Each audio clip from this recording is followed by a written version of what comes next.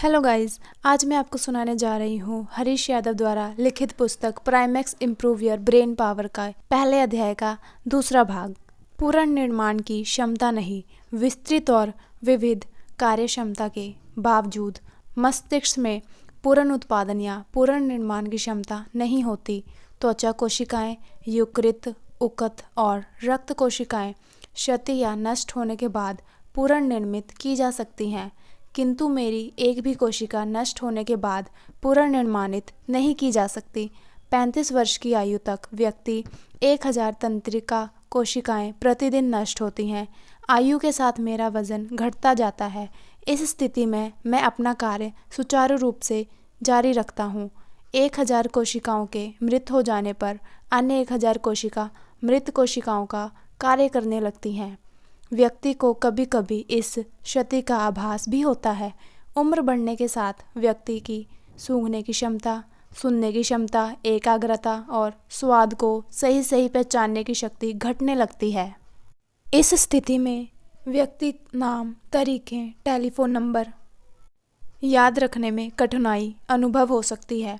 आप जानते हैं कि आपके शरीर में 2 गुर्दे, 2 फेफड़े, 2 एड्रिनल ग्रंथियां हैं, किंतु आपने कभी सोचा भी है कि मस्तिष्क का भी जोड़ीदार हो सकता है? एक दृष्टि से ये सही है। मेरे अलग अलग 2 अर्ध हैं।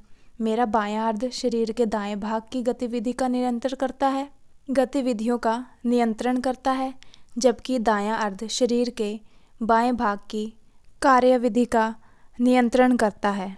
दाएं हाथ से कार्य करने वाले व्यक्तियों का बायां अर्ध अधिक प्रभावी होता है, जबकि बाएं हाथ से कार्य करने वाले लोग मस्तिष्क का दायां अर्ध अधिक प्रभावी होता है। हाल ही में किए गए कुछ अनुसंधान से ज्ञात हुआ है कि मेरा बायां अर्ध आपकी वाक, लेखन और गणित हल करने की क्षमता का नियंत्रण करता है और दायां अर्ध तुरंत निर्णय लेने जैसी क्षमताओं पर नियंत्रण रखता है। स्मरण शक्ति मेरी सबसे बड़ी क्षमता है। स्मरण शक्ति को विकसित करके हम मस्तिष्क कौशल की वृद्धि कर सकते हैं। प्रखर स्मरण शक्ति जीवन के प्रत्येक क्षेत्र में लाभ पात्र है।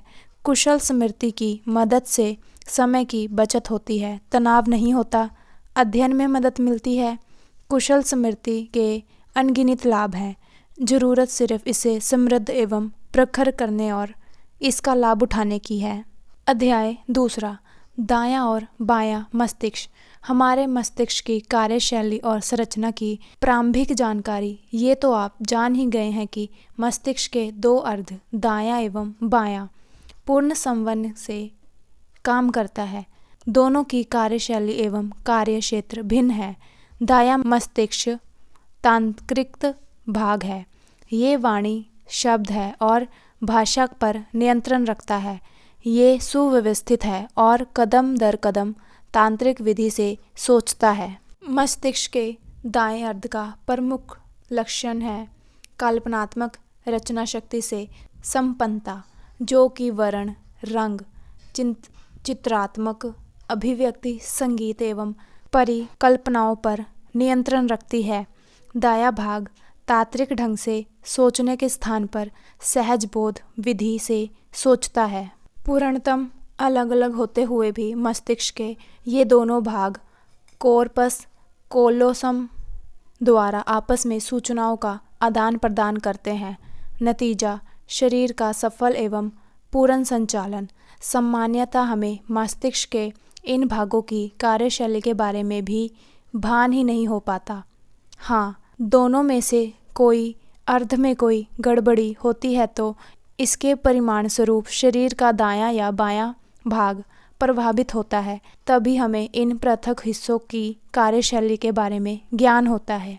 चेतन एवं अवचेतन मस्तिष्क। आपके हृदय की धड़कन को कौन नियंत्रित कर रहा है? प्रति मिनट 72 बार हृदय को जिंदगी भर धड़कने के लिए आदेश क्या आप स्वयं सोच कर देते हैं? नहीं ना, ये काम हमारा अचेतन मस्तिष्क कर रहा है। आपके शरीर के ताप को 98.4 डिग्री फ़ारेनहाइट पर नियंत्रित रखने का कार्य क्या आप स्वयं चाह कर करते हैं? क्या आप चाहकर श्वसन अंगों को संचालित करते हैं? वे सभी काम जो हमारे नियंत्रण में नहीं है, जिन पर हमारा कोई अधिकार नहीं है, हमारे अवचेतन मस्तिष्क द्वारा संचालित होते हैं। इसके विपरीत चेतन मस्तिष्क हमारे सीधे नियंत्रण में है। चाय पीना, अखबार पढ़ना, वार्तालाप करना जैसे अनेक कार्य हमारे चेतन द्वारा मस्तिष्क संपादित होते हैं।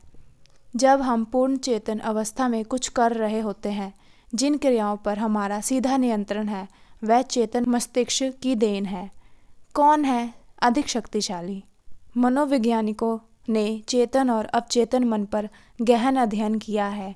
ये पाया गया है कि चेतन मस्तिष्क की तुलना में अवचेतन मस्तिष्क अधिक प्रभावी, अधिक शक्तिशाली है। अवचेतन मस्तिष्क पर हमारा सीधा कोई नियंत्रण नहीं है, फिर भी ये हमारे जीवन, हमारी दैनिक क्रियाओं, हमारी विचार शक्ति, हमारी कल्पना और सर्व अधिक प्रभावित करता है। चेतन और अवचेतन का द्वंद्व हमेशा चलता रहता है। अवचेतन मन हमें चेतन मन द्वारा उपजाए गए भ्रमद्वंद से दूर रखते हुए शक्तिपूर्वक एवं लगातार अपना कार्य करता रहता है। चेतन अच्छे बुरे के बारे में सोचकर अपने कार्य क्षेत्र से हटने या उस पर बने रहने के लिए प्रेरित करता है। वह सार्थक या निरर्थक का आभास कराता है। इसके विपरीत अवचेतन हमारी जागृत अवस्था में ही नहीं, हमारी सुप्त अवस्था में भी लगातार कार्य कर रहा होता है। इस अवस्था में भी वह सूचनाओं को संग्रहण कर रहा होता है, उनका विश्लेषण कर रहा होता है, उन्हें मानसिक तरंगों में परिवर्तन कर रहा होता है और उन्हें मानसिक कोशिकाएं में सुरक्षित रख रहा होता है। अवचेतन की प्रतिक्रिया सतत है, वह बंद नहीं होती। अवचेतन को समृद्ध करे। अवचेतन मस्तिष्क की एक परम आवश्यकता ये है कि इसे विचारों, सूचनाओं और तथ्यों से लगातार रामद किया जाता है। जितना चाहे, जब तक चाहे, इसे सूचनाओं के अंबार से भरते रहे। अब ये आप पर आधारित है कि चेतन मस्तिष्क के नियंत्रण में है कि आप कैसी सूचनाएं, कैसे तथ्य, कैसे विचार एकाग्र कर रहे हैं। गार्बेज इन गार्बेज आउट मनोवैज्ञानिकों का बड़ा पुराना किंतु अत्यंत सटीक कथक है। जैसा बोओगे वैसा काटोगे के